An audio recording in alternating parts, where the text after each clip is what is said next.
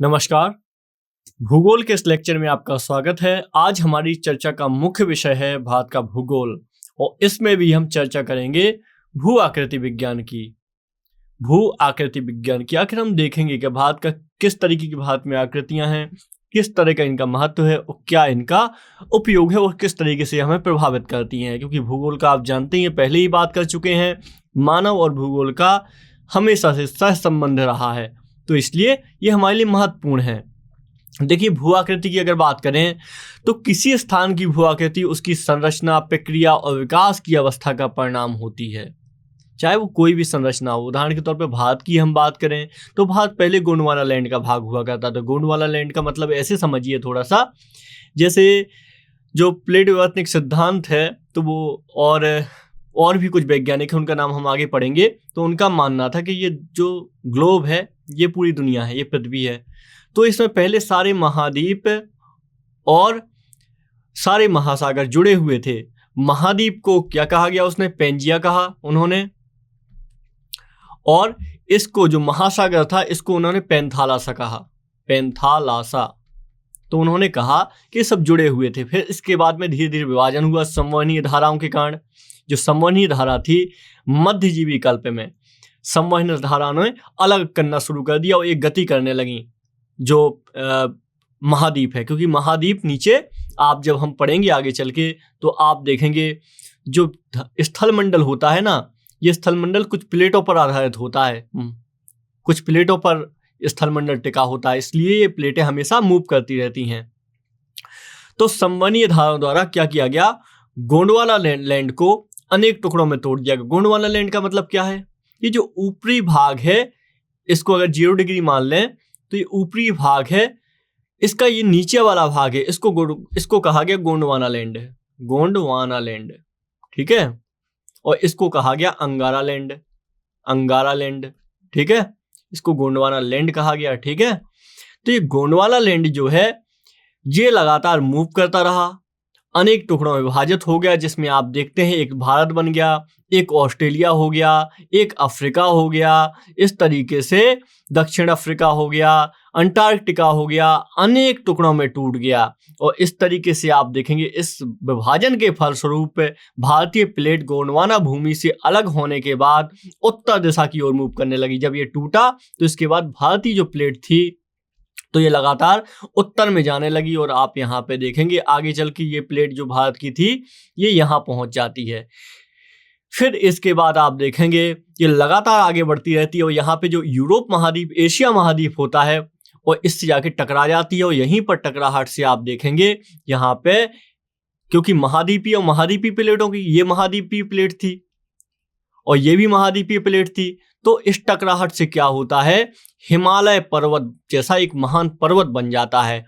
इस तरीके से आप देखते हैं जो गोंडवाना लैंड से भारतीय प्लेट अलग हुई थी ये जाके एशिया महाद्वीप से, यूरोप एशिया महाद्वीप से चिपक जाती है और यहाँ पे महान हिमालय खड़ा हो जाता है। क्योंकि आप देखें जब ये चिपकती है तो टेथिस सागर होता है, इसमें अवसादी चट्टानें बलित होकर हिमालय तथा पश्चिम एशिया की पर्वतीय श्रृंखला के रूप में विकसित हो जाती हैं। हिमालय की पूरी श्रृंखला एक युवा स्थलाकृति को दर्शाती है, मतलब ये युवा पर्वत है, अभी तृतीय कल्प का है। ये हम समय सारणी के बारे में बात करेंगे तब बात करेंगे, ये तृतीय कल्प का यानी बहुत नया पर्वत है। ये बहुत पुराना पर्वत नहीं है। इसमें ऊंचे शिखर और गहरी घाटियां तथा तेज बहने वाली नदियां हैं। हिमालय की तराई में पाताल तोड़ कुएं भी पाए जाते हैं। जो तराई क्षेत्र होता है, नीचे वाला क्षेत्र, इसमें पाताल तोड़ कुएं भी पाए जाते हैं, ठीक है, मतलब बहुत गहरे कुएं पाए जाते हैं। तो इस तरीके से आप याद रखिएगा। तो टेथिस सागर आप समझ गए हैं, ये जो पैंथालासा है इसके बीच में जो जब ये जुड़ते हैं तो इसको टेथिस सागर बोला गया। तो टेथिस सागर के हिमालय के रूप में ऊपर उठने तथा प्रायद्वीपीय पठार के उत्तरी किनारे, ये प्रायद्वीपीय पठार है, ये है प्रायद्वीपीय पठार भारत का, ठीक है। इसके उत्तरी किनारा जो था, यही तो था सबसे उत्तरी किनारा, क्योंकि ये धंस गया, क्योंकि यहाँ पे हिमालय खड़ा होना था, तो ये तो धंस जाता है जब ये, ठीक है। उत्तरी किनारे के नीचे धंसने के कारण एक बृहद द्रोणी यानी बेसिन का निर्माण हुआ। समय के साथ यह बेसिन उत्तर के पर्वतों तथा प्रायद्वीपीय पठारों से ये उत्तर का बेसिन, ये है ना उत्तर का बेसिन, और प्रायद्वीपीय पठारों से बहने वाली नदियों के अवसादी निक्षेपों के द्वारा धीरे धीरे भर गया। तो मतलब यहाँ पे एक ऐसा मान के आप चलिए, एक बहुत बड़ा गैप हो गया और धीरे धीरे नदियों ने इसको भर दिया। इस प्रकार जलोढ़ निक्षेपों से निर्मित एक विस्तृत समतल भूभाग भारत के उत्तरी मैदान के रूप में विकसित हो गया। आपको समझ में आया? नहीं आया होगा, अब समझ में आ जाएगा। आप देखिए इसको, आप ये सपोज करें ये गोंडवाना लैंड से अलग हुआ, भारतीय प्लेट ऊपर की तरफ मूव की। ये गोंडवाना लैंड था, यहां से भारतीय प्लेट अलग होकर नॉर्थ की तरफ मूव की। इसके बाद ये टकरा गई एशिया महाद्वीप से। तो एशिया महाद्वीप पे टकराने से पहले क्या हुआ? पहले हिमालय पर्वत बना, बहुत बड़ी श्रृंखला बनी, और फिर हिमालय पर्वत के जब बन गया तो इसके बाद धीरे धीरे नदियों के निक्षेपों से ये विशाल गंगा ब्रह्मपुत्र का मैदान बना। आप जानते हैं हिमालय के जस्ट नीचे ही पाया जाता है ना गंगा ब्रह्मपुत्र का मैदान, तो ये एक महान मैदान बना। तो इस तरीके से अगर देखा जाए, भारत के भू आकृति विज्ञान को देखा जाए, तो भारत का भू आकृति विज्ञान, भूवैज्ञानिक संरचना तरुण, दुर्बल व लचीली है। दुर्बल क्यों कहा? क्योंकि आज आप भी देखते हैं, आज भी हिमालय के क्षेत्र में भूकंप आते हैं। ये पर्वत वर्तमान समय में बहिर्जनिक और अंतर्जनित बलों की अंतरक्रियाओं से आज भी प्रभावित हैं। तो ऐसे समझिएगा, हिमालयन माउंटेन की हम बात कर रहे हैं। इसके कारण क्या होता है? इसके कारण इसमें बलन होता है, भ्रंशन होता है और छेप बनते, थ्रस्ट बनते हैं। थ्रस्ट का मतलब क्या हुआ? लगातार कुछ ना कुछ अंतर्जनित क्रियाएं होती रहती हैं धरती के नीचे। आप ऐसे समझने की कोशिश करिए, फिर इसके बाद में ये शब्द तो समझ ही जाएंगे क्या होते हैं, ये शब्दों का अर्थ क्या होता है। थोड़ा सा पहले कॉन्सेप्ट समझने की कोशिश कीजिएगा, कि हम लॉजिकली समझने की कोशिश कीजिए हम कहना क्या चाह रहे हैं। तेज बहाव वाली नदियों से अपर्दित ये पर्वत अभी भी युवावस्था में है। मतलब इसका मतलब क्या है? ये आपके हिमालय पर्वत हैं, लेकिन यहाँ से नदियां भी निकलती हैं, तो नदियां तो लगातार अपर्दन करेंगी ना, और यहाँ से कुछ निक्षेप भी लेके आएंगी। ये निक्षेप ये क्या कर देंगी? गंगा ब्रह्मपुत्र के पैतान में बिछा देंगी। तो इस तरीके से गार्ज, वी आकार, घाटियां, क्षिप्रकाएं, जलप्रपात इत्यादि इसका प्रमाण है। आप देखेंगे हिमालय में आपको सब कुछ मिलेगा, बड़ी बड़ी क्षिप्रकाएं, वो जलप्रपात भी मिलेंगे। इसका कारण यही है। तो कुछ बेसिक अगर हम बात की जाए, बेसिक बात करें हम, तो जो भू आकृति विज्ञान है भारत का, भू आकृति विज्ञान है, मुख्यतः 4 भागों में विभाजित है। लेकिन अगर इसको सही तरीके से काउंट किया जाए, संरचना, प्रक्रिया, विकास की अवस्था के हिसाब से इसको देखा जाए, तो हम देखेंगे मोटे तौर पर भारत की भू आकृतिक खंडों में इसको 6 भागों में बांटा जा सकता है। पहला हो जाएगा उत्तर तथा उत्तरी पर्वतमाला, जिसमें आपका हिमालय आ जाएगा मुख्य रूप से, ठीक है। दूसरा हो जाएगा मैदान, उत्तर भारत का मैदान हो जाएगा, जिसको गंगा ब्रह्मपुत्र का मैदान ही बोलते हैं। तीसरा हो जाएगा भारतीय मरुस्थल। चौथा हो जाएगा प्रायद्वीपीय पठार। अभी हम देखेंगे कहाँ पाए जाते हैं, प्रायद्वीपीय पठार हो जाएगा। और 5वां हो जाएगा इसमें तटीय मैदान, यानी तट के पास जो मैदान हैं। और 6ठा हो जाएगा इसमें द्वीप समूह। इसका अर्थ क्या हुआ? ये हमारा भारत देश है, प्यारा भारत है, ये आप देख रहे हैं यहाँ पे। तो उत्तरी पर्वतमाला हो गई भारत की, ये मैदान हो गया गंगा ब्रह्मपुत्र का महान मैदान, जिसके लिए इतिहास में आप लोगों ने पाल प्रतिहार राष्ट्रकूट का संघर्ष देखा था, मोहम्मद बिन तुगलक द्वारा सुधार देखे थे, कृषि सुधार। और इसके पहले आपने देखा था उसके भी पहले कि कैसे उत्तरी वैदिक काल में आर्यों के द्वारा ये क्षेत्र वनों से मुक्त किया गया, यहाँ पे कृषि की गई और बाद में महाजनपद पनपे यहाँ पे। तो ये वही क्षेत्र है जो इतिहास के लिए दृष्टिकोण से ही महत्वपूर्ण था। प्रायद्वीपीय पठार ये हो जाएगा, क्योंकि यहाँ पे पठार है, ये पूरा क्षेत्र पठार, यहाँ मालवा का पठार भी इसी का भाग हो जाएगा। आगे चल के मरुस्थल, तो आप देखेंगे राजस्थान के पश्चिमी भाग में आप एक मरुस्थल देखेंगे, मरुभूमि। हालांकि अरावली पर्वत के बीच में आ जाने के कारण ये मरुभूमि बढ़ नहीं पाई है, नहीं तो काफी लंबा क्षेत्र होता मरुभूमि का। और इसके बाद में आप देखेंगे तटीय मैदान देखेंगे, तो ये देखेंगे आप पूर्वी तट पर छोटे छोटे खंडों के बढ़ जाने के बाद यहाँ पे मैदान बहुत हद तक देखेंगे आप। ये पश्चिमी घाट खत्म होने के बाद यहाँ भी मैदान देखेंगे आप। और इसके बाद द्वीप समूह, आप जानते हैं भारत में अंडमान निकोबार द्वीप समूह, लक्षद्वीप समूह, तो ये महत्वपूर्ण है दोनों। तो ये आप द्वीप समूह भी भारत में देखेंगे, ये भी बहुत महत्वपूर्ण भाग है भारत का। तो इस तरीके से आपने भू-आकृति विज्ञान में मोटा मोटा अंतर समझा कि यह भारत किस तरीके से भारत में भू-आकृति विज्ञान बटा हुआ है। तो हिमालय की हम लोकेशन तो जानते ही हैं, ये भारत के उत्तरी भाग में पाया जाता है। ये उत्तर पश्चिम से लेके उत्तर पूरब तक पाया जाता है पूरा हिमालय। ये आप देख रहे हैं हिमालय की तस्वीर। हालांकि हिमालय के बारे में एक चीज जान लीजिए, जो हिमालय है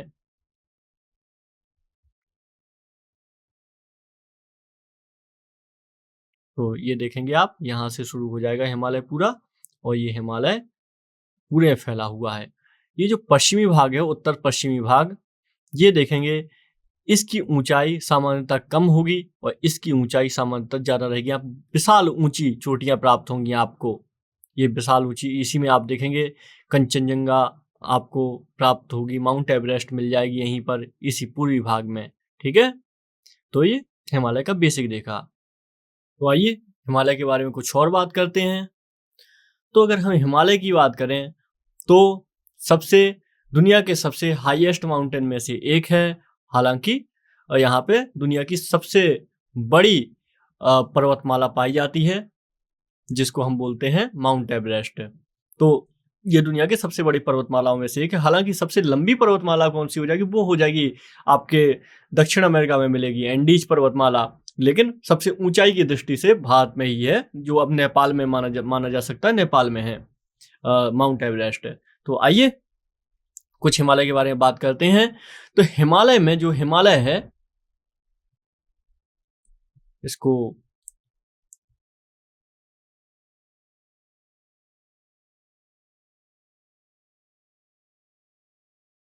ये हमने थोड़ा प्रोटोटाइप में बनाया है।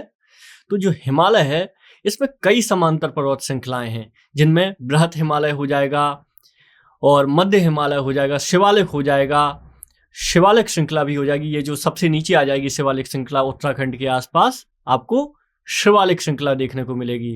अगर हिमालय की हम लंबाई की बात करें, पूर्व पश्चिम की लंबाई, तो इसकी लंबाई हो जाएगी कुल मिला के 2500 किलोमीटर हो जाएगी। 2500 किलोमीटर इसका विस्तार है, अराकानियोमा से नामचावरवा तक। ठीक है, ये आपको नामचावरवा मिलेगा म्यांमार में। तो नामचावरवा तक इसकी लंबाई हो जाएगी। अगर इसकी चौड़ाई की बात की जाए, जैसे इसकी चौड़ाई कितनी होती है हिमालय की, अगर हम ऐसे देखें, मतलब औसत चौड़ाई की हम बात कर रहे हैं, तो ये हो जाएगी 160 से 400 किलोमीटर तक है इसकी चौड़ाई हिमालय की।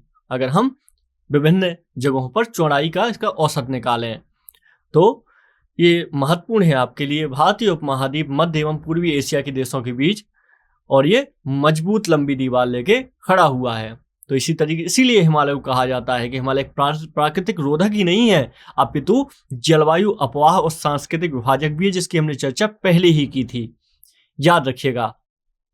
ठीक है, अब हिमालय की क्षेत्रीय विभिन्नताओं, उच्चावच और पर्वत श्रेणियों के संरेखण के आधार पर इसको हम कुछ और भागों में विभाजित कर सकते हैं। तो आइए उन भागों को देख लेते हैं। इसको हम सबसे पहले विभाजित करते हैं कश्मीर या उत्तर पश्चिमी हिमालय।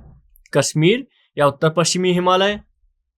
दूसरा हम करते हैं इसको हिमाचल हिमालय या उत्तरांचल हिमालय भी हम इसको बोलते हैं। नंबर तीसरा हम बोलते हैं इसको दार्जिलिंग या सिक्किम हिमालय भी हम इसको बोलते हैं। नंबर चौथा हो जाएगा अरुणाचल हिमालय, जो भारत में हिमालय है। और पांचवा हो जाएगा पूर्वी पहाड़ियां और पर्वत। क्योंकि आप हिमालय का विस्तार देखेंगे ना, तो अगर मेघालय की पहाड़ियों को छोड़ दिया जाए तो हिमालय का ही विस्तार मिलता है आगे अंडमान निकोबार तक, पूर्वी पहाड़ियां। ठीक है, ये हिमालय का विस्तार हो जाएगा। इसमें कश्मीर हिमालय में अनेक पर्वत श्रृंखलाएं हैं। अगर हम कश्मीर हिमालय की हम बात करें, तो इसमें अनेक पर्वत श्रृंखलाएं हैं। उदाहरण के तौर पे आप देखेंगे काराकोरम, फिर लद्दाख मिलेगी आपको इसमें फिर आपको मिलेगी इसमें पीर पंजाल मिलेगी। पहले इसमें यहाँ पे जास्कर, फिर इसके नीचे पीर पंजाल हो जाएगी। इसमें यहाँ पे ये सबसे लास्ट में पीर पंजाल हो जाएगी। तो इस तरीके से हिमालय का एक लंबी श्रृंखला मिलती है हिमालय की। पर्वत श्रृंखलाओं की। तो इस तरीके से हिमालय को बांटा जाता है। ये कौन सा हिमालय है? कश्मीर हिमालय। तो ये याद रखिएगा। इसके अलावा कश्मीर हिमालय का उत्तर पूर्वी भाग बृहत हिमालय और काराकोरम श्रेणियों के बीच में है। तो बृहत हिमालय और काराकोरम श्रेणियों के बीच में क्या है? जो कश्मीर हिमालय का भाग है। क्योंकि कश्मीर आप देखेंगे ना, कश्मीर इस तरीके से बसा हुआ है। ये हिमालय की बृहत श्रेणियां आई जो इस तरीके से आपको मिलेगा। ये कश्मीर घाटी यहाँ पे हो गई, कश्मीर घाटी। आगे चल के ऐसे में हिमालय आगे बढ़ता जाएगा। इसमें आप देखेंगे आगे चल के नेपाल काठमांडू घाटी मिल जाएगी, नेपाल घाटी मिल जाएगी। तो इस तरीके से जो इस है हिमालय का विस्तार इस तरीके से कुछ हुआ है। ठीक है, ये बीच में घाटियां बनी हुई हैं कुछ, जो हिमालय के बीच में नदियों के कारण छोटी छोटी घाटियां बन गई हैं। तो ये वो वाले स्थान हैं, तो याद रखिएगा। तो इसी के बीच में कश्मीर घाटी और डल झील हमें मिल जाती है, बृहत हिमालय और पीर पंजाल के बीच में। ये पीर पंजाल है, ये यहाँ पे होगा पीर पंजाल, और ये बृहत हिमालय हो जाएगा ऊपर। तो इसके बीच में हमको क्या मिल जाएगा? प्रसिद्ध कश्मीर घाटी और डल झील हमको मिल जाएगी। तो चलिए, कश्मीर हिमालय में कश्मीर की बात कर रहे हैं तो कुछ और यहाँ पे बात कर लेते हैं। यहाँ पे ये कश्मीर हिमालय जो है, यहाँ पे करेवा मिट्टी पाई जाती है। इसी मिट्टी में जाफरान की खेती की जाती है। जाफरान आप जानते हैं जीआई टैग मिला हुआ है, इसको केसर भी बोला जाता है। तो इसमें करेवा मिट्टी पाई जाती है, इसमें जाफरान की खेती होती है। तो ये महत्वपूर्ण है, ये कई सारे एग्जाम में पूछा गया है। बृहद हिमालय, इसके अलावा इसमें बृहद हिमालय में जोजिला, पीर पंजाल, बनिहाल, किरास्कर श्रेणी में, फोटुला, लद्दाख श्रेणी में, खरदंगुला जैसे महत्वपूर्ण दर्रे भी स्थित हैं, जो भारत में आने का रास्ता प्रबुद्ध करते हैं, रास्ता खोलते हैं। महत्वपूर्ण इसमें अलवण जल की झीलें भी हैं कुछ, जैसे डल, बुलर तथा लवण झीलें भी हैं, जैसे पेंगोंग सो। मतलब इसमें क्या हुआ, ये खारे पानी की झीलें हैं। यहाँ पे आप देखेंगे तो आपको यहाँ पे पेंगोंग सो मिल जाएगी, यहाँ पे मिल जाएगी पेंगोंग सो। ये खारे पानी की झीलें हैं, यहाँ पे सोमुरारी। तो और इसमें डल झील जो है, ये डल झील जो है, जो आप जानते हैं कश्मीर की बहुत महत्वपूर्ण झील है, ये सब मीठी झीलें हैं। ठीक है, पेंगोंग सो, सोमुरारी, ये सब मीठे पानी की झीलें हो जाएंगी। डल और बुलर कहाँ पे? कश्मीर में है, याद रखिएगा, कई सारे एग्जामों में पूछा जा चुका है। सिंधु तथा इसकी सहायक नदियां झेलम, चेनाब इस क्षेत्र से ही गुजरती हैं। हम जानते हैं हिमालय क्षेत्र से ही गुजरती हैं। इसके अलावा हिमालय और भी बहुत कुछ महत्वपूर्ण है। यहाँ पे कुछ हम देखते हैं पर्यटक स्थल पाए जाते हैं, जैसे वैष्णो देवी, अमरनाथ गुफा, और भी चरार शरीफ, और भी बहुत सारी महत्वपूर्ण यहाँ पे झीलें भी पाई जाती हैं, जिनके बारे में हम बहुत अच्छे से पहले ही बात कर चुके हैं। चलिए आइए आगे बढ़ते हैं, कुछ और बात कर लेते हैं। तो हमने हिमालय की डिवाइड की वैसी बात कर ली। ये 3 भागों में डिवाइड होता है। इसको ग्रेटर हिमालय यानी हिमाद्री इसको बोला जाता है, लेसर हिमालय यानी छोटे लघु हिमालय को हिमाचल बोला जाता है, और आउटर हिमालय को शिवालिक बोला जाता है। तो हिमालय का जो डिवाइडेशन है ये 3 भागों में होता है मुख्यतः। ये हमको पता है और ये हम पहले ही बात कर चुके हैं। चलिए, इसके अलावा जो हमने एक क्रम देखा तो ये भी याद रखिएगा। इसमें जो ग्रेटर हिमालय हिमाद्री हो गया, लेसर हिमालय हिमाचल हो गया, और आउटर हिमालय शिवालिक हो गया। इसके अलावा इसका एक और विभाजन होता है, एक आधार पर और विभाजन होता है, इसको ट्रांस हिमालय बोलते हैं। और अगर इसको आम भाषा में कहें तो हम तिब्बती हिमालय बोलते हैं, इसको तिब्बती हिमालय बोलते हैं। ये 4 समांतर संरचनात्मक भागों में इसको बांटा जाता है बेसिकली हिमालय को। ये निर्माण की आयु के आधार पर इसका विभाजन ये किया जाता है, याद रखिएगा, कोई समस्या की बात नहीं है। आइए आगे कुछ और बात कर लेते हैं हिमालय के बारे में ही। तो हिमालय के बारे में थोड़ी सी और बात करेंगे तो अनुदैर्घ्य उत्क्रम को समझ लेते हैं। आखिर हिमालय का विकास कैसे हुआ धीरे धीरे करके। तो आप देखेंगे, अब हमने शुरुआत में बात की थी कि जो गोंडवाना लैंड से अलग होकर भारत की प्लेट उत्तर दिशा की तरफ बढ़ी, उत्तर दिशा की तरफ बढ़ती गई, उत्तर दिशा की तरफ बढ़ती गई। ऐसे में यहाँ पे हिमालय का निर्माण हुआ। तो सबसे पहले जो थ्रस्ट लगा होगा एशिया महाद्वीप और भारतीय प्लेट के बीच में, काफ़ी जोर का थ्रस्ट लगा होगा। तो इसी आधार पे हम इसमें कई सारे भ्रंश पाए जाते हैं, फॉल्ट पाए जाते हैं। तो इन भ्रंशों को देख लेते हैं। तो दक्षिण से उत्तर की तरफ बढ़ने पर, दक्षिण से उत्तर की तरफ हम बढ़ेंगे तो हमें सबसे पहले मिलेगा main frontal thrust. Main frontal thrust, इसका अर्थ क्या है? ये इसको MFT बोलते हैं। MFT और MBT के बीच में, MFT और MBT। MBT क्या है? मेन बाउंड्री थ्रस्ट है ये। तो इसके बीच में आपको शिवालिक का विस्तार देखने को मिलेगा। शिवालिक का विस्तार देखने को मिलेगा। इसके अलावा MBT और MCT, MBT जो मेन बाउंड्री थ्रस्ट है और MCT में यानी मेन सेंट्रल थ्रस्ट है। ऐसे ही आपको इसके बीच में लघु हिमालय का विस्तार देखने को मिलेगा। क्योंकि हम दक्षिण से उत्तर की तरफ बढ़ रहे हैं ना, तो सबसे पहले यहाँ आया वो यहाँ धीरे धीरे करके, तो हम इसका इस तरीके से अध्ययन करते हैं, नीचे से ऊपर की तरफ अध्ययन कर रहे हैं। ठीक है। इसके बाद में आप देखेंगे लघु हिमालय का विस्तार मिल जाएगा इसके बीच में। और इसी के तरीके से आप ऊपर बृहद हिमालय, जिसे CCZ सेंट्रल क्रिस्टलाइन जोन भी कहा जाता है, इसका विस्तार हमको देखने को मिलेगा MCT के ऊपर। ठीक है, हायर हिमालय में। बाकी इसके ऊपर हमको देखने को मिलता है जो तिब्बत हिमालय मिलता है। इसको एक बार और देख लीजिए, ऐसे देखना है जैसे ये हिमालय है हमारा, तो आप देखेंगे ये ट्रांस हिमालय पूरा हो जाएगा। फिर इसके बाद में हमारा जो हिमाद्री हो जाएगा, हिमाद्री और थोड़ा सा ऊपर से ही हम लेंगे। इसके बाद में हमारा लघु हिमालय हो जाएगा, यहाँ पे आपका शिवालिक श्रेणी तक आ जाएगी। लघु हिमालय और बृहद हिमालय के बीच में यहाँ पे कश्मीर घाटी डेवलप हो जाएगी। आगे चल के नेपाल घाटी भी हम देखते हैं इसमें। ठीक है, तो ये हिमालय का कुछ विभाजन है जो आपको याद रखना चाहिए। आइए कुछ राज्यों के बारे में बात कर लेते हैं, हिमालय के बारे में कुछ और बात कर लेते हैं, क्योंकि आप जानते हैं ये भारत को बहुत अच्छे तरीके से प्रभावित करता है हिमालय हमें। तो हिमालय के बारे में हम देखते हैं। तो भारत जो हिमालय है, ये प्रमुख हिमालयी राज्य कौन कौन से हमारे यहाँ पे? तो इसमें देखेंगे जम्मू कश्मीर हो जाएगा, लद्दाख, हिमाचल प्रदेश, उत्तराखंड, सिक्किम, अरुणाचल, मेघालय, नागालैंड, मणिपुर, मिजोरम और त्रिपुरा। ये सब हमारे यहाँ पे, ये जो आप भारत के राज्य देखेंगे हिमालय से लगे हुए हैं, हिमालय के इलाके में आते हैं। और हम पहले ही बात कर चुके हैं, जो हिमालय के पश्चिमी भाग है, इसकी ऊंचाई की अपेक्षा जो ये वाली ऊंचाई है, पूर्वी भाग की ऊंचाई है, ये ऊंचाई यहाँ पे ज़्यादा पाई जाती है यहाँ की ऊंचाई की अपेक्षा, और विविधता भी यहाँ पे ज़्यादा पाई जाती है। वैसे भी आप जानते हैं, जब हम एनवायरनमेंट में पढ़ेंगे तो जानेंगे हॉट स्पॉट जोन में भी आता है हिमालय, IUCN की दृष्टि से। ठीक है, IUCN यानी जैव विविधता की दृष्टि से। अभी ऐसे समझ लीजिए, बाद में IUCN के बारे में भी जानेंगे। ठीक है, तो ये आपके लिए याद रहेगा, आपको काम का रहेगा। बाकी इसका हम हिमालय का उत्थान देख ही चुके हैं कि ये तृतीय कल्प का पर्वत है, तृतीय महायुग का पर्वत है और बहुत नया पर्वत है। ठीक है, तो कुछ और बात कर लें।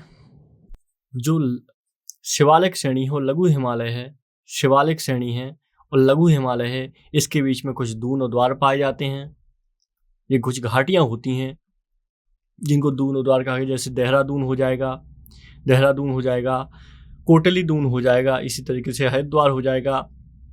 ये कुछ घाटियां पाई जाती हैं। और जब हम हिमालय के पर्वत पादीय क्षेत्र की बात करेंगे, जहाँ हमारे हिमालय के पर्वत पादीय क्षेत्र की बात करेंगे, जो निचला हिमालय है, इसके पर्वत पादीय मतलब निम्न स्तर की क्षेत्र की बात करेंगे, जहाँ से मैदान शुरू हो जाते हैं, तो इसमें कई सारी संरचनाएं पाई जाती हैं। इनके बारे में बात कर लेते हैं। पहले सबसे पहले पाया जाता है भाबर।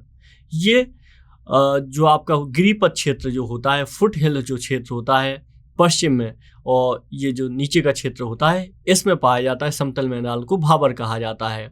यह सामान्य अवस्था 8 से 16 किलोमीटर चौड़ी, जो हिमालयी नदियों द्वारा अचानक ढाल भंग होने के कारण कंकड़ और बजरी के कारण निर्मित हुआ मैदान होता है। मैदान टाइप का आप मान सकते हैं, कंकड़ और बजरी। यहाँ पे नदियाँ जो होती हैं कुछ टाइम के लिए गायब हो जाती हैं, क्योंकि ये इतना ज़्यादा यहाँ पर कंकड़ और बजरी होता है जो ऊपर से लेके आई होती हैं कि थोड़ी देर के लिए नदियाँ गायब हो जाती हैं यहाँ पे।